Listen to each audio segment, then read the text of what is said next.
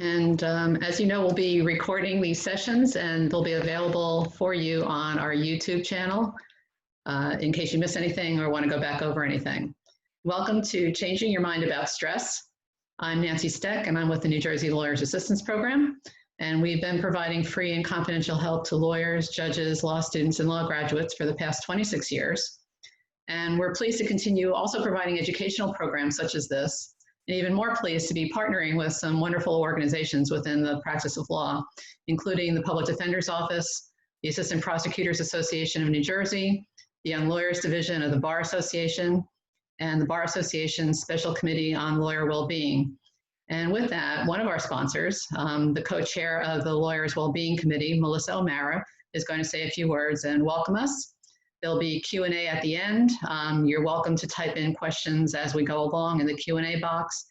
And again, know that the recordings will be available after we're done and forever and ever. And Melissa, thank you so much for helping with this project and for all your support and everything else that we've been doing together. Thank you, Nancy. Good afternoon, everyone. Thank you also to Noreen, who is helping us put on this webinar today, and for all your hard work. Frequently, as the co-chair of the Lawyer Wellbeing Committee of the New Jersey State Bar, I get asked, what is lawyer wellbeing? Lawyer wellbeing, for me, is a continuous process in which lawyers are striving for thriving in each dimension of their lives. There's 6 dimensions of well-being, which our committee works to bring to the forefront of the minds for lawyers, including physical well-being, spiritual well-being, career well-being, intellectual well-being, social well-being, and emotional well-being. Our mission at the Wellbeing Committee is to monitor and promote the professional well-being of attorneys and proposes programs just like this designed to treat and educate attorneys for positive satisfaction within their lives and their careers. The committee is driven by the fact that well-being cannot be defined just by the absence of illness, but also encompasses a positive state of wellness.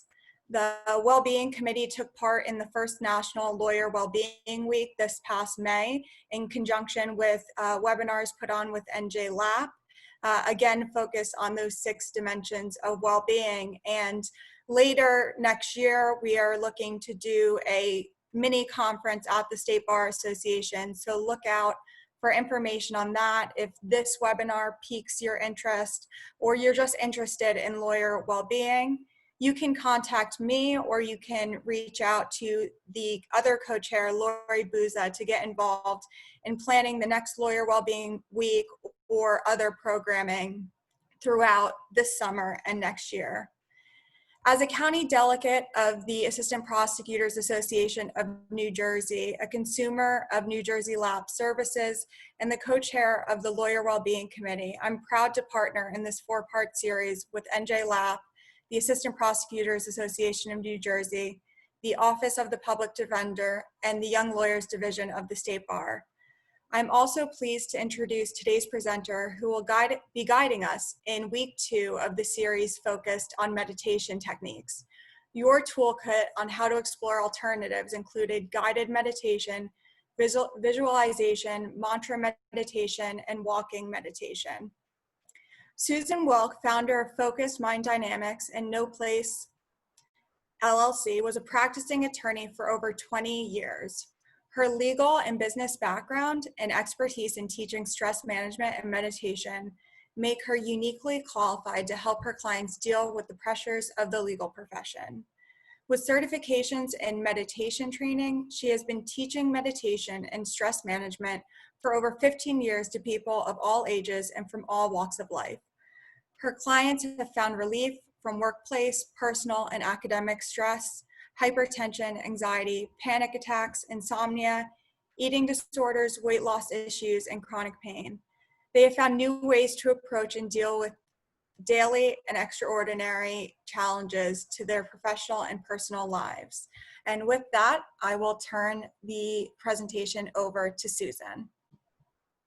Thank you so much, Melissa. And Thank you all for attending today and joining us for week 2 of this program, Changing Your Mind About Stress. And as Melissa mentioned, meditation is the cornerstone of this presentation because of its far-reaching benefits. It touches all the aspects of well-being that Melissa addressed and some more. It's been around for thousands of years, and it's only been recently that science has begun to study its benefits, and they are far-reaching. I will discuss a lot of those and a lot of the scientific studies that have been done, but I'd like to make clear that, of course, I'm not a doctor. I don't even play one on TV. I'm a lawyer by training and a certified meditation instructor, but none of this is meant to be a substitute for seeking medical advice. If you have any of the conditions that were mentioned, that meditation can certainly help you with, but meditation is not to be a substitute for medical advice. So today we'll talk a little bit more about meditation. We'll touch a little deeper, and we'll talk about some of the getting there and being there, practice some more techniques. Next week we'll talk about how our thoughts influence us and how we respond to stress. But today I'm going to focus on the getting there, some of the breathing techniques, relaxation techniques, and using some music. Now, for those of you who may be in a location where you don't have the best bandwidth, you may not be able to hear all of the sound. If that's the case, you'll be able to access it on the recordings, but please rest assured that it won't disrupt or detract from the presentation as a whole. You just won't be able to hear some of the audio. So to recap a little bit of what we covered last week, meditation is the inward direction of energy. It's to turn off the senses, to get us inside, to reach that inner sense of peace that is our true essence. It's remembering who we really are. And in a spiritual way, touching our spirit, if something's bothering us, we can ask a question. It's said that prayer is asking for an answer and meditation is listening for the answer. So sitting in silence in meditation can help us figure things out. We become more solution oriented, and our intuition is heightened, so we can gain access to some answers.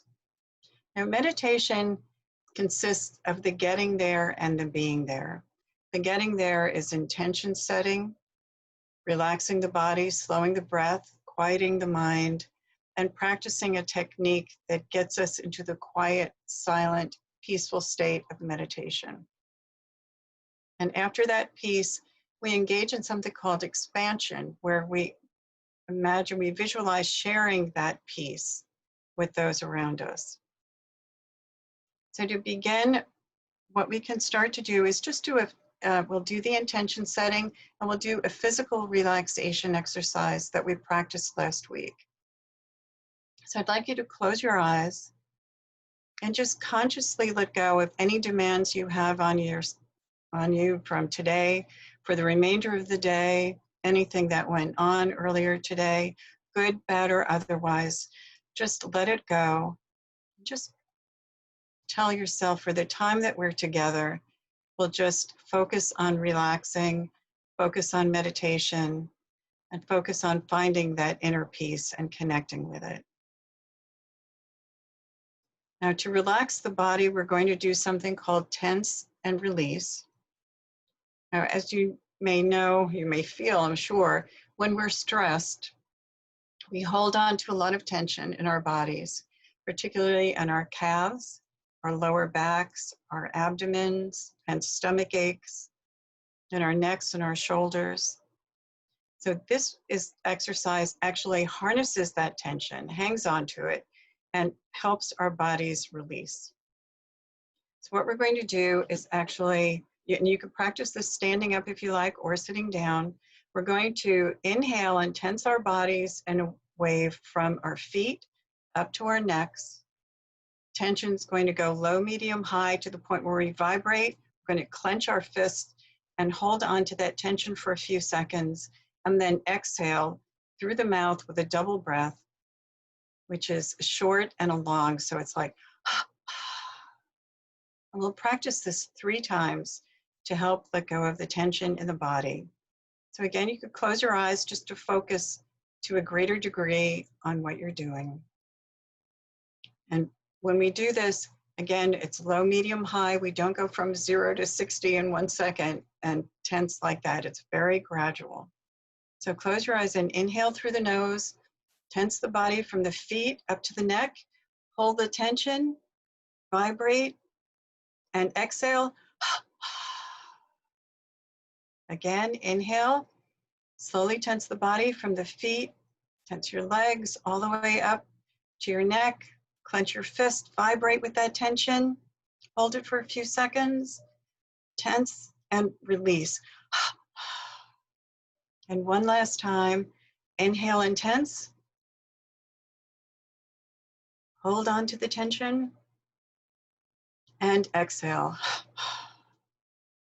And you can do a little scan of your body, see if you feel more relaxed, see if you feel any tingling. You may feel tingling in your hands and your arms and your legs, and that's because of the release of tension and some of the toxins that were held in the body with the tension. So we'll talk a little bit about meditation techniques, and we'll practice some of them today. We'll do a guided meditation, we'll do a visualization, we'll do mantra meditation, and I'll talk a little bit about walking meditation, which unfortunately, because we're on Zoom, we can't practice together, and I can't really demonstrate it to you. But I do have a handout that will be made available to those who are registered for this webinar, and it explains how you can do a walking meditation. Next week, we'll incorporate a sound meditation into the program. Now, the gentleman on the right picture who's walking the labyrinth, which is modeled on the oldest known labyrinth, which is in Chartres Cathedral in France. And he's walking around, and it's actually a wonderful way to do a walking meditation. And you begin at the base of the labyrinth and walk all the way through to the center. Your eyes will be down, you'll be watching your steps, and it will lead you through. There is a link below the picture to Labyrinth Locator. You can locate a labyrinth there anywhere in the world. And interestingly, there's a wonderful labyrinth at Rutgers Gardens, not too far from the Law Center on Writers Lane. There's also an outdoor one at Trinity Cathedral in Trenton. There's one at the Center for Peace on Witherspoon Street in Princeton. There's, I believe there's one in Hopewell, there's one in Basking Ridge. But to be honest with you, I'm not sure how they are affected by the COVID shutdown. They may be closed or just open by appointment only, because as you can imagine, social distancing is hard with that. But if you can't do that, you can do a walking meditation in a park, you can do it in your backyard, you can even do it in your living room. You can do it inside or out.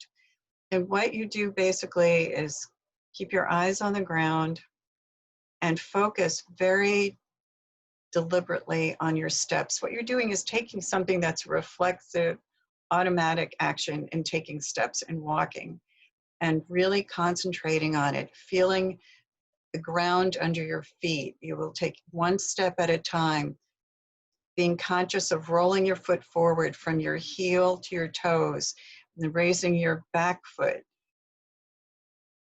and standing on your toes and moving your foot forward. So it's a very concentrated effort. It may feel a little awkward or a little self-conscious at first, but it can be a very, very powerful tool in bringing your attention in and getting your mind off so many other distractions in the world and spending a few minutes in peace.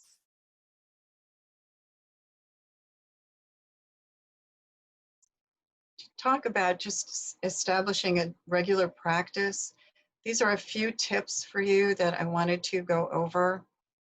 It's best to meditate at the same time every day. Your body and your mind will be more conditioned to actually enter into a meditative state when it's used to a habit.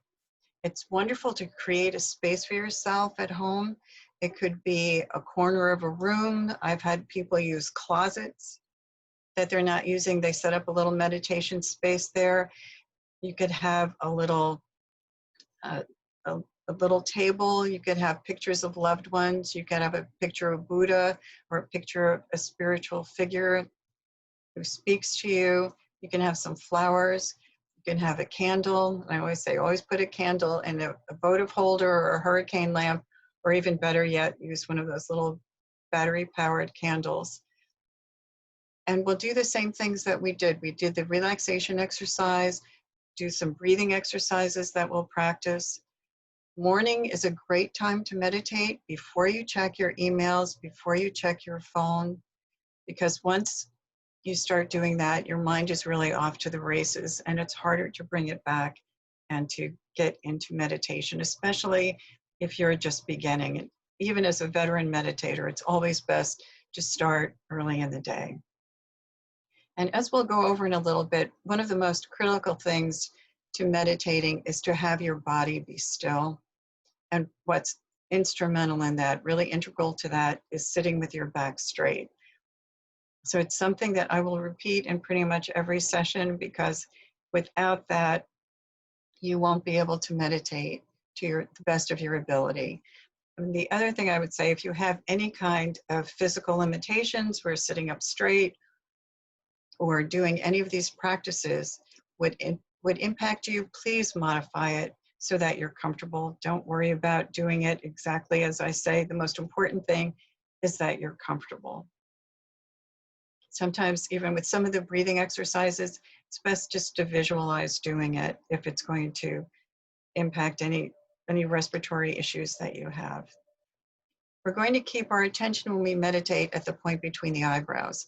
And sometimes you can even take your index finger and touch that point just so you can feel it and raise your gaze there. Keep your attention there. Now, yogis have been teaching us to do this for thousands of years, and it's only been recently that science put 2 and 2 together. And the yogis taught us to bring our attention there because it's the seat of higher consciousness.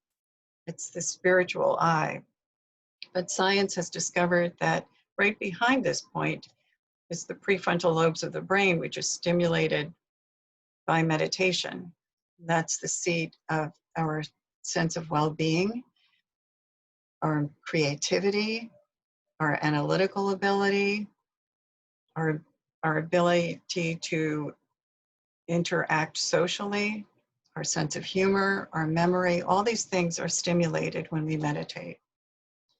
It's also important to keep our attention here because it keeps our mind from wandering. They've found on a very practical level that if your eyes move, your brain goes with it. So we want to keep our attention fixed. Also, you want to avoid any eye strain. You don't want to cross your eyes.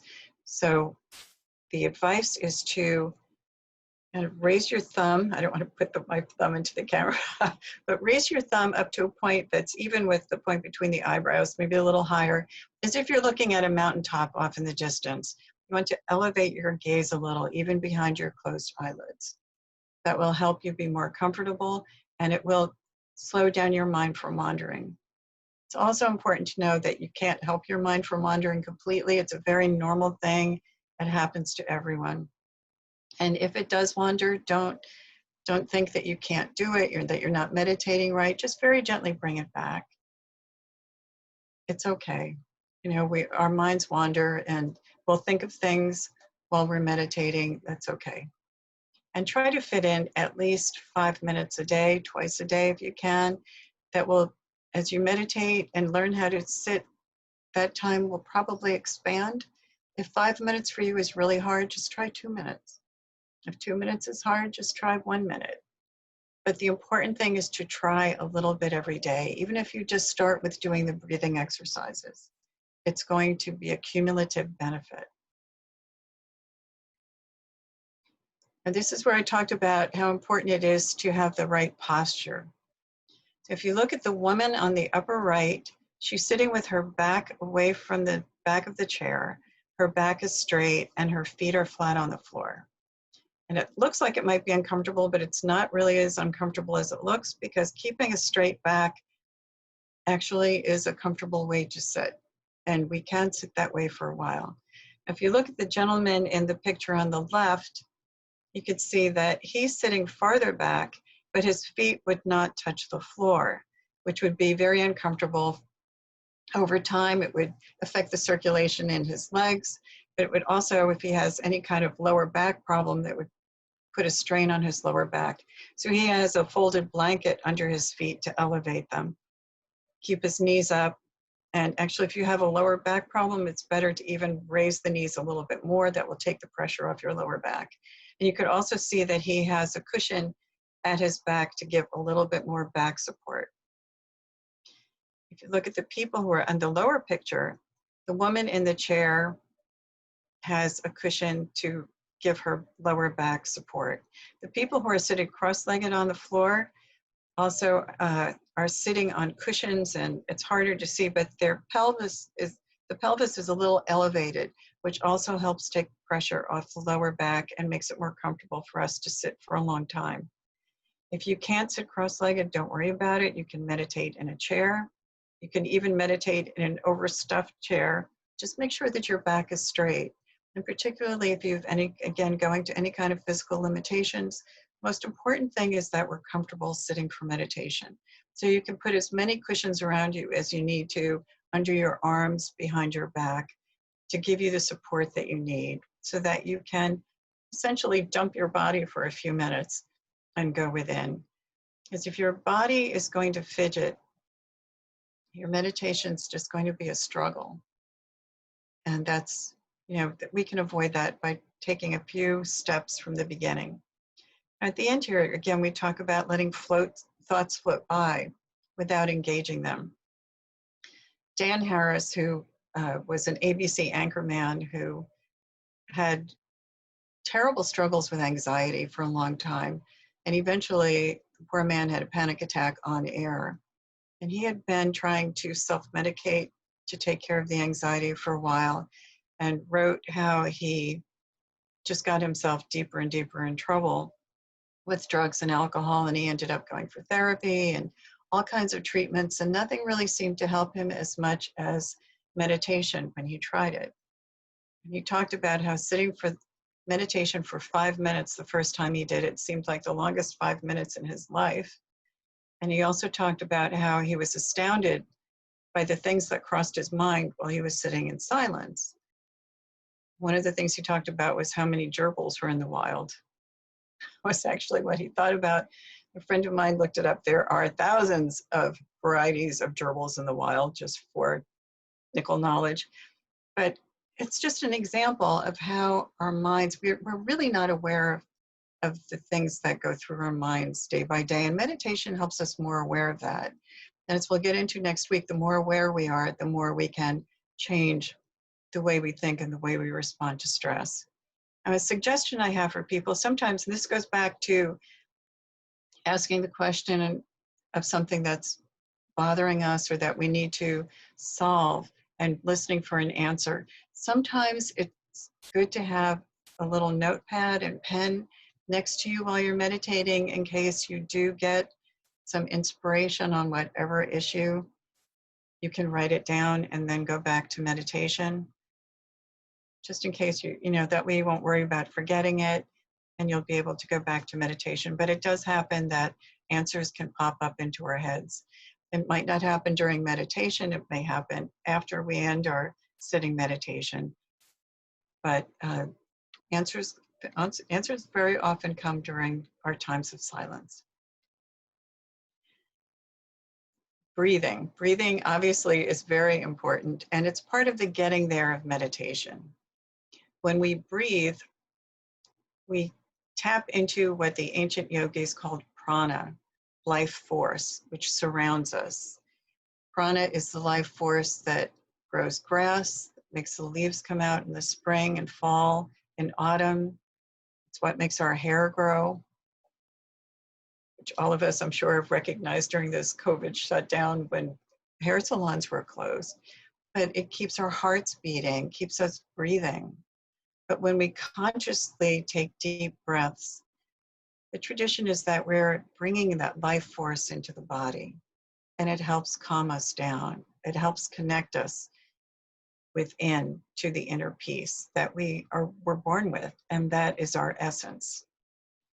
One of the things that's very important about these breathing exercises is that we breathe diaphragmatically. As we become older, we breathe more with the upper half of our lungs, and we breathe with our shoulders. What we want to do is unlearn that and learn how to breathe diaphragmatically. And these breathing exercises that we're going to practice actually trigger a relaxation response in the brain. And when we're tense, we very often stop breathing, we hold our breath, and we breathe very shallowly. So this is the way to counter that. You know, as the mind goes, so goes the breath. So when our minds are very agitated, our breathing becomes more shallow and more rapid. And it's actually easier to change our breath, to make our breathing slower, to take control of that, and then we quiet the mind. So we'll practice a little measured breathing a little bit later, but what I'd like to go through with you now is what's called conscious breathing. And this is something we're going to practice sitting up. It would be a wonderful thing if you practiced it at night, laying down on the bed or on the floor. You could bend your knees up if you want, but we're going to focus. If you just put your hand on your belly and just take a few breaths. It may take you a little while to get it because we're so used to breathing with our lungs, but we want to breathe with our bellies. And actually fill our lungs from the base of the lungs up rather than just using the upper portion of our lungs. It also helps our blood oxygenate better. And once you feel that your belly's moving, I'd like you to move your hand to the lower portion of the rib cage. Just place your hands on that lower portion of your rib cage and take a slow, deep inhalation and send the air to the bottom portion of your lungs and see if you can feel your rib cage expanding under your hand. Now raise your hands just a little bit higher to the middle of the rib cage and take a breath. And see again if you can feel your lungs. Fill it from the bottom up to the middle of your lungs and feel that expansion of the rib cage under your hands. Now gently and slowly exhale and bring your hand just under your collarbone. With your next breath, I'd like you to try to fill your lungs from the bottom through the middle and see if you can feel the air in your lungs under your hand. It's the top of your lungs. Just take a few relaxed breaths like that. And you can put your hand down. And again, this is something you can practice before you go to bed at night. If you wake up in the middle of the night, it's a wonderful thing to help you relax and go back to sleep. And it's actually possible, if you work on it a little, to be able to feel air in the back of your lungs. You can consciously send it to the back of your lungs, which is an interesting feeling. It's really amazing that we're not using our full lung capacity as we get older, and especially as we become stressed. We just don't breathe fully. So that's a wonderful exercise. Again, it's called conscious breathing. And it's a great thing to do as part of your getting there in meditation. After you do the tense and relax to release the tension in your physical body, do a breathing exercise like conscious breathing or measured breathing. It will trigger that relaxation response in your brain. Ideally, you would do a few minutes of it, depending how much time you have in the morning. And again, if you're just doing 5 minutes, just try to do 5 rounds or so of it. But if you can do more, it would be great. And again, it's a great thing to do before you go to bed. Now we're going to talk about music and chanting. Again, music can be part of the getting there. A lot of times when our minds are very restless and our thoughts are churning, music is a great way to kind of bypass the brain and get us into our hearts, get us to a more peaceful setting. And again, as I mentioned last week, studies have been done that the heart actually has an intelligence of its own. So bypassing the brain and going to our hearts can actually be a wonderful thing in terms of getting us to relax and releasing that emotion. So we use music, and the music that we choose should be tranquil, simple melodies, and something that has a wonderful relaxing vibration. It's really the vibration of music or a chant that helps us relax, helps us get into a meditative state, helps us raise our energy up to that point between the eyebrows. So next I'm going to be, I'll play some music. First we'll do a little bit of measured breathing. I'll play some music and then lead us through a guided meditation. And I'll ask you to keep your eyes closed, and then we'll listen to a very short chant. And then I'll tell you that the meditation, that little visualization's over. So again, close your eyes and put your attention at the tip of your nose, and we'll try some measured breathing. So measured breathing again is when you inhale gently and slowly through your nose to a count. Hold your breath for a few seconds and then exhale to that same count. I'll keep count for you just to make it easier. Again, if you have any kind of respiratory issue that would make this taxing for you, or if my count is too long, do not overtax your lung capacity. It's not worth it. It's not a competition. And if it is short and you have a healthy respiratory system, over time you will expand your lung capacity. But it takes a little time. And the most important thing with all of these things is to be gentle with yourself. So close your eyes and place your attention at the tip of your nose. And take a few slow, deep breaths. And exhale. And we'll begin. Inhale. Hold your breath. And exhale. Inhale. Hold your breath. And exhale. Inhale. Hold your breath. And exhale. One more time. Inhale. Hold your breath. And exhale. Now allow your breathing to go back to normal. And sit with your back straight,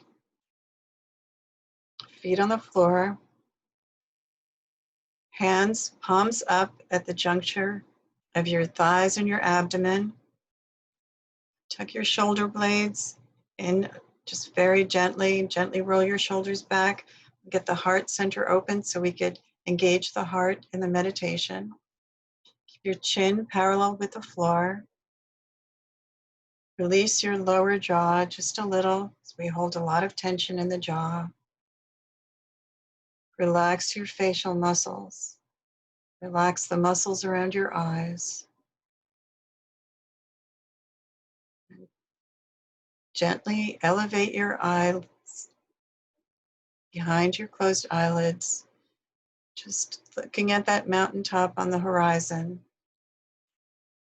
Place your attention at the point between your eyebrows.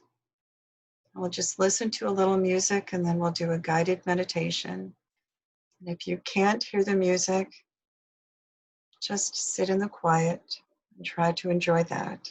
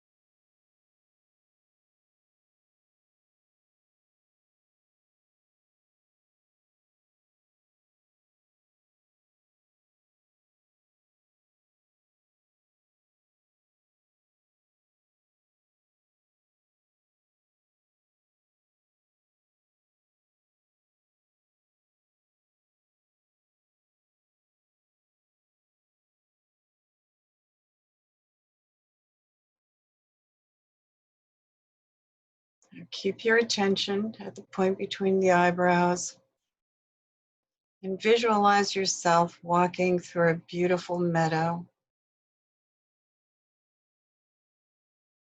The grass is soft and cool beneath your feet, and as you walk, you see a small building.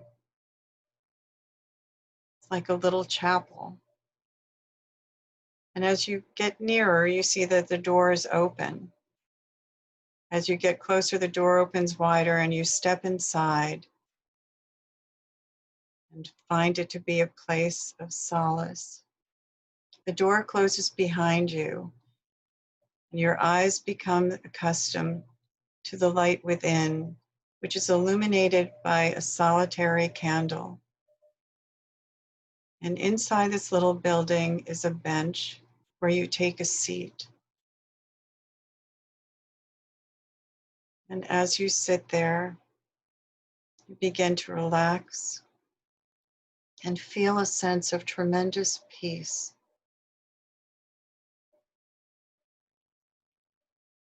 As you gaze at the flame of the candle, all your concerns disappear.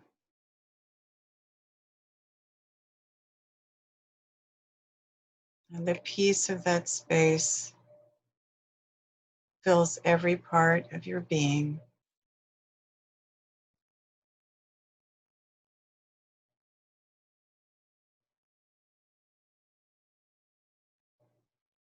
You allow yourself to relax and absorb that peace.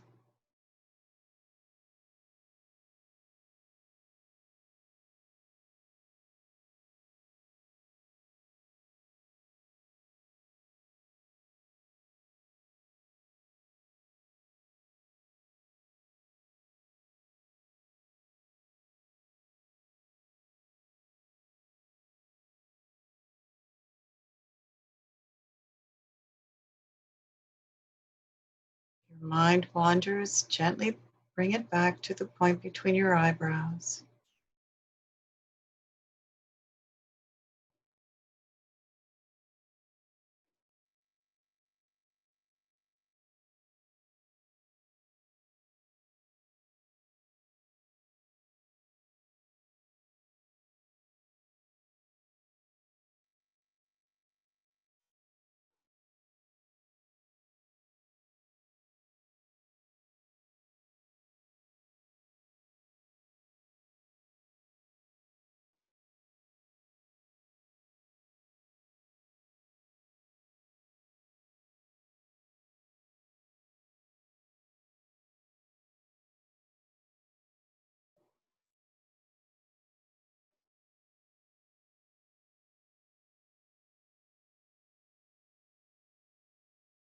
And as you sit there, you begin to hear voices in a chorus.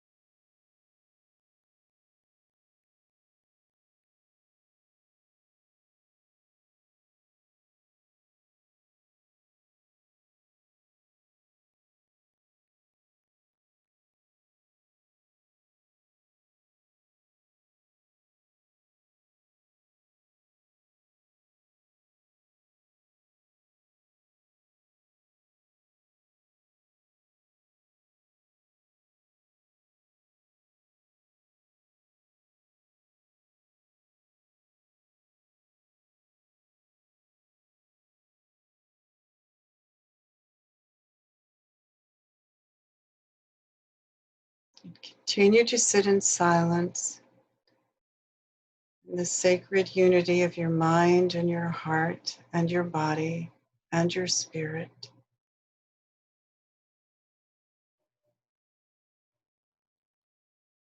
Feeling that vibration of peace.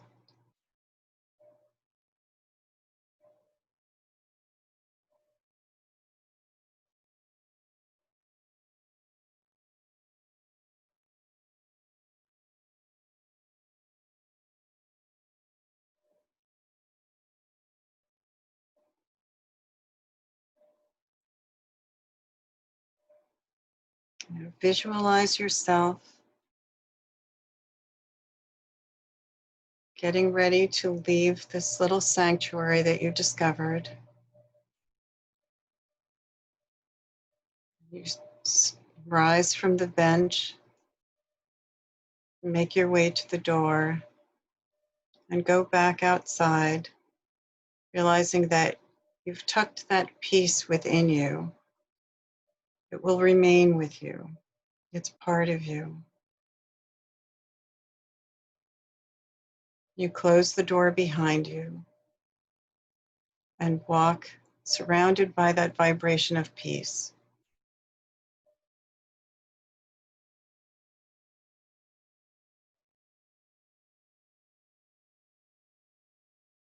Take a moment, and when you're ready, gently return your attention to your room and slowly open your eyes.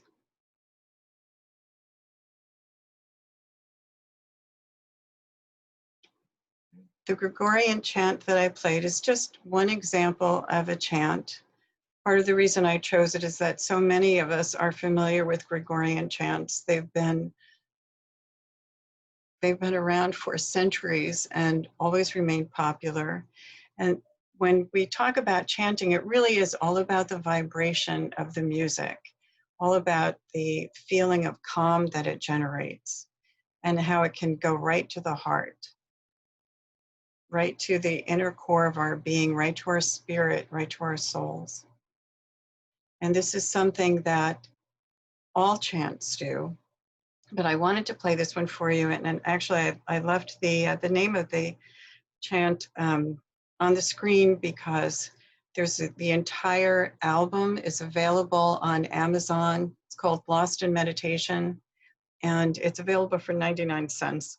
So if you think it's something that would help you meditate and or just be calm, it's a great value. Talking about chants and chanting, Yogananda, who brought yoga and meditation to the United States 100 years ago, said that chanting is half the battle when we sit for meditation. He realized that we all struggle with trying to let go of the world and all the activities. You know, what we're trying to do with meditation is to become calmly active and actively calm, you know, to find that calm within. And chants, as I said, help us get past those restless minds that we have, helps us go right to the heart. And again, it's about feeling the vibration. And chants can operate on multiple levels. They can be devotional, can help us get into meditation, can inspire us, and it can be invigorating. There are a number of chants, there are a number of artists that do chants that are much more upbeat, I guess I would say, and more contemporary in sound. One of them is a woman named Wah, W-A-H, and she takes a lot of the Hindu chants and has rearranged them and plays with an electric guitar and drums, and they're really very nice. And the chants also traditionally, they're Hindu, there are Buddhist chants, Tibetan chants, and of course, Gregorian chants. So if this is something that resonated with you, there's a whole library of things you can experiment with. Next, we're going to do a mantra meditation. Mantra is a word or a phrase that's reported to help us reach a meditative state. A lot of times people will have something like a little affirmation that they say, it's my mantra, but in this sense, in the context of meditation, it's a word or a phrase that we repeat over and over again to help disconnect us from the outer world, disconnect us from all our concerns, from those churning thoughts, and help us get into a state of meditation. The most popular and well-known mantra is Om, which I'm sure you're familiar with, having heard. But for those of you who don't know its history, Om is actually the root of the word amen that we use in prayer traditions in the Judeo-Christian tradition. And Om is also the cosmic sound, the cosmic vibration. it comes from the Bhagavad Gita. You know, in the Judeo-Christian tradition, the creation story has God speaking, "Let there be light," and separates the earth and the sea, and night and day, and the sun and the moon. In the Bhagavad Gita, God speaks the word Om, and that sound goes out into the universe. And as that vibration begins to settle at different frequencies, at different levels, at different pitches, different things are formed, but everything in creation vibrates with Om. That's why it's the cosmic vibration. So rocks would have a lower, deeper, slower vibration, whereas light is higher pitched and more rapid. And you can do an Om meditation where you can just sit in silence outside and try to hear that cosmic vibration. Matter of fact, I think that might have been in the book that was popular years ago, Celestine Prophecy, which is a little bit like the Dalai Lama meets Indiana Jones. But it was interesting in that it introduced a lot of people to ideas like this about everything being connected and the life force or a cosmic vibration being in everything that's out there. So Om, again, has been around for millennia, and it's a very powerful mantra. So I'd like you to think about choosing a mantra, whether it's Om or choosing one of the qualities that I have listed, or certainly something else that would appeal to you. For example, I am peace, or I am patience, I am wisdom. But whatever you choose, if you're choosing one of those qualities, I would want you to think not just of the word, but of the quality itself. What would it be like if you were the embodiment of that quality? What would that feel like? Try to capture that feeling when you repeat, I am wisdom, I am calm, I am love, I am patience, I am compassion, I am tolerance. Whatever works for you, I am patience. It could be a quality that we'd like to cultivate to a greater degree within ourselves. And when we practice the mantra meditation, again, the posture is going to be the same. The attention is going to be at the point between the eyebrows. But we'll say I on the inhalation and am love on the exhalation. So that's how we'll practice for a few minutes. Again, we're going to keep our eyes closed. And again, if you can't keep your eyes closed for whatever reason, just pick a fixed point in the room. Try to make it a little bit higher, at least eye level or a little higher, because you want to elevate your energy. You want to elevate your attention to the point between your eyebrows. And it would be more difficult if you're looking down. So silently or in a whisper, repeat the mantra. It's better if you do it silently.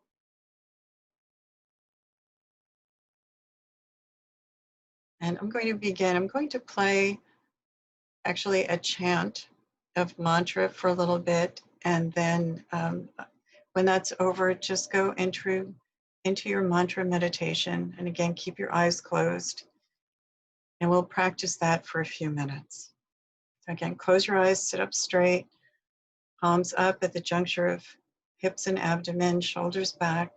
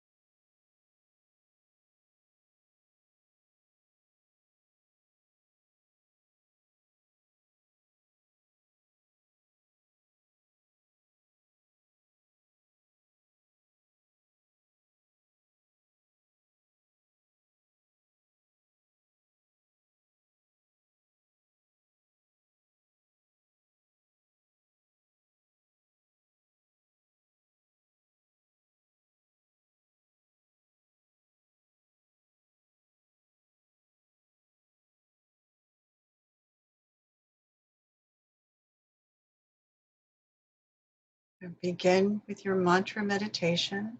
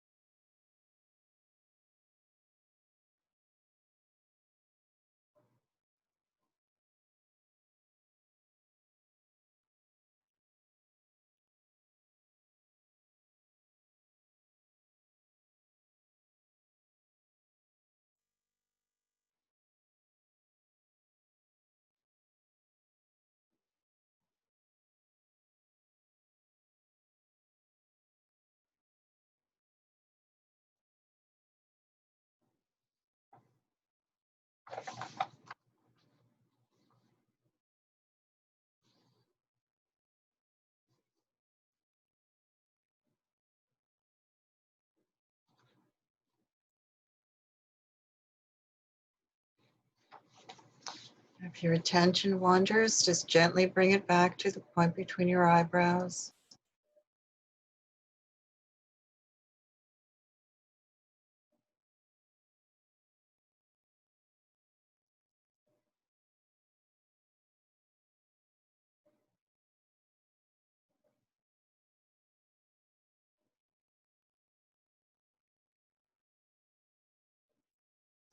Now let go of the mantra.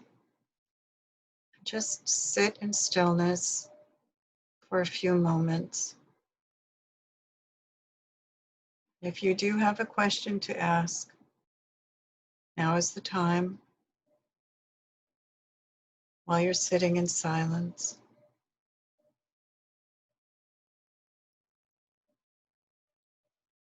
Just offer it up. If you have any anxiety or worries in your heart, try just to bring that up to the point between the eyebrows and release it. Release it with your question.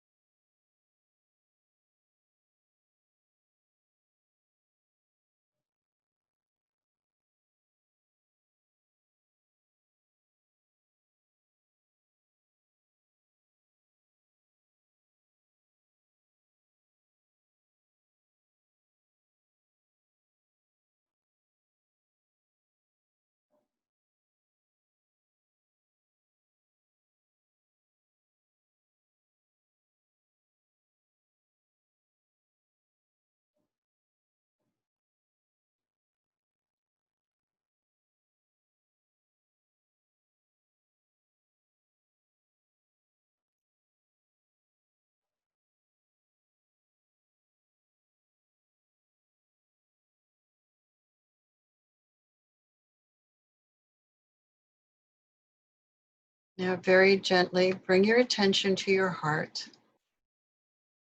and visualize a soft white light at your heart, symbolizing peace. Expand that light so that it surrounds your body, and see it expanded out to fill the room that you're in, the building that you're in, touching your friends, your family.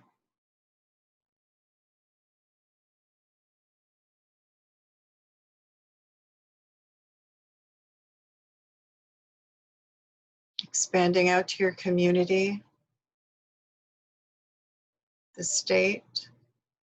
See it expanding to fill the country, the continent, north, south, east, and west.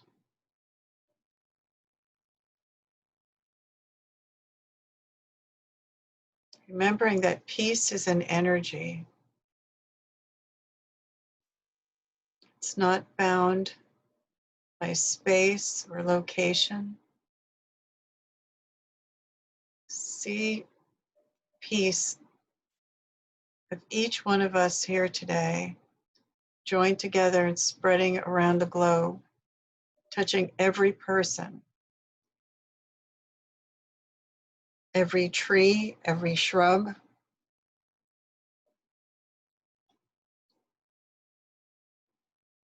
every animal, every creature of land, sea, and air.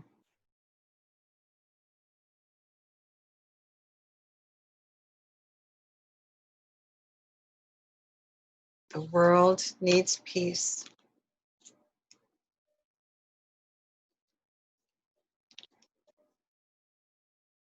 Now bring your attention back to your body.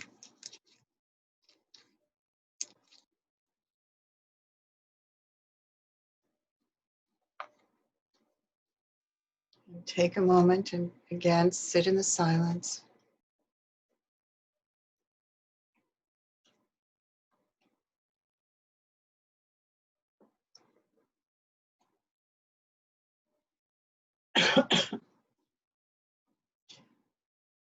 Return your attention to the room, and when you're ready, gently open your eyes.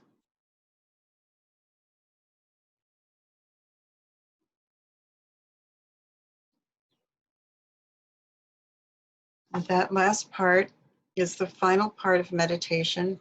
It's called the expansion.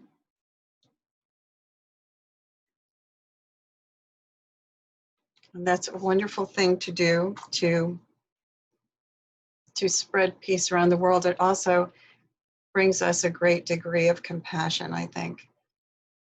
And some of the few other little things I'd like to bring up is that if you have a hard time with any of this, please don't feel discouraged.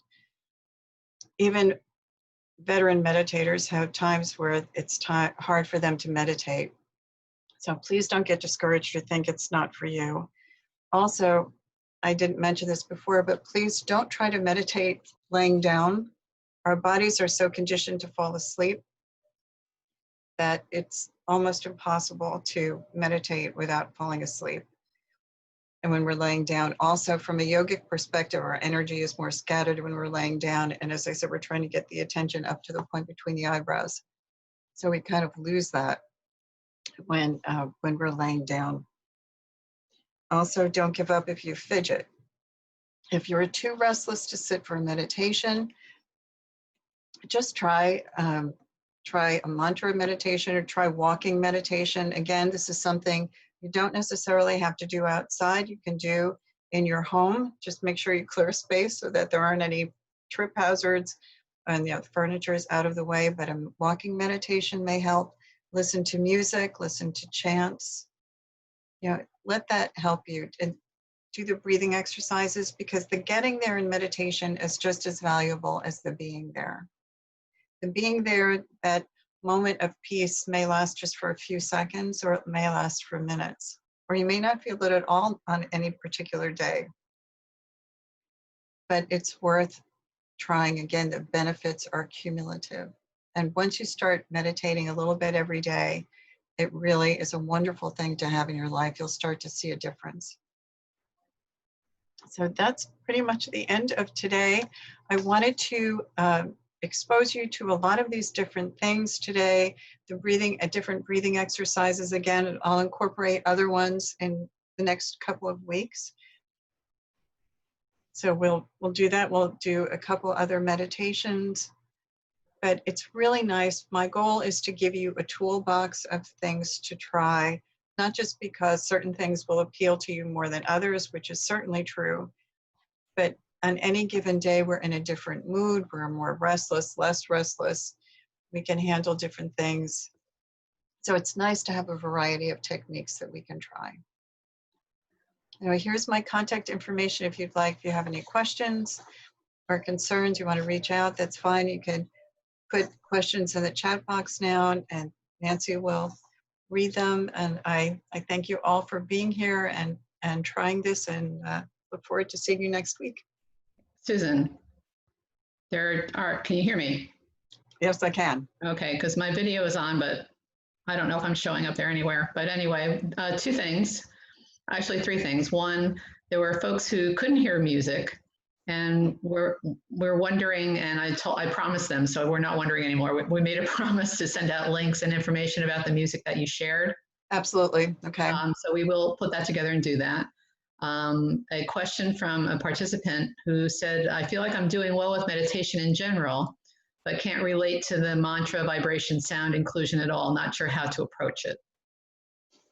That's okay. If you can't relate to it, that's fine. Just don't worry about it. Worry about if other things work for you, that's fine. And it could be that this particular bit of music or like a Gregorian chant didn't work. It didn't work for you. There are other chants. There's such a wide variety of things. I would say try it. But if you feel that meditation is working for you and you're doing fine, don't worry about it. It's not a necessary component. And we it's more important that you do what works for you. And again, just a thank you from our participant who's in Chile. Thank you. Gracias. And let's see. Somebody needs to leave to go to another program at 5 o'clock. Thank you for being here. And again, a thank you so much. Another wonderful session, and an agreement that they couldn't hear any music. So we've got to look into, we're all on a learning curve with working with Zoom and finding out what works and what seems to work or what doesn't work. So we'll get better, but we will get those connections and those links and that information out to you. And again, another very nice thank you. I'm curious about the comment regarding not laying down.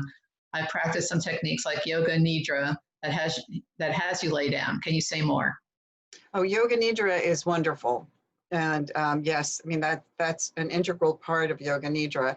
But on a day-to-day basis to meditate, again, the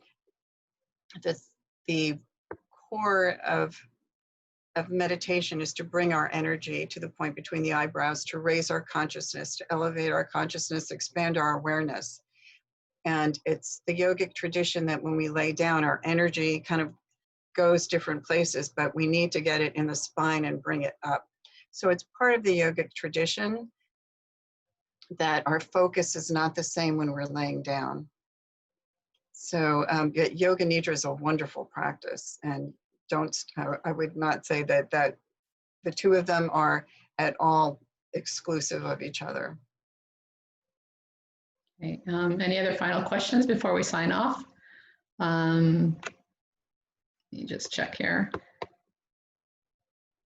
Again, two more thank yous, a wonderful session, and confirmation that music was not heard. So we will address that and get some information to you about walking meditation that Susan very kindly put together to get out, since we couldn't demonstrate that today, and also a link to some of the music that she selected for today. Have a wonderful week, everyone, and we will see you next Wednesday, same time, same channel. Thank you. Have a good rest of the week. Bye-bye, everybody.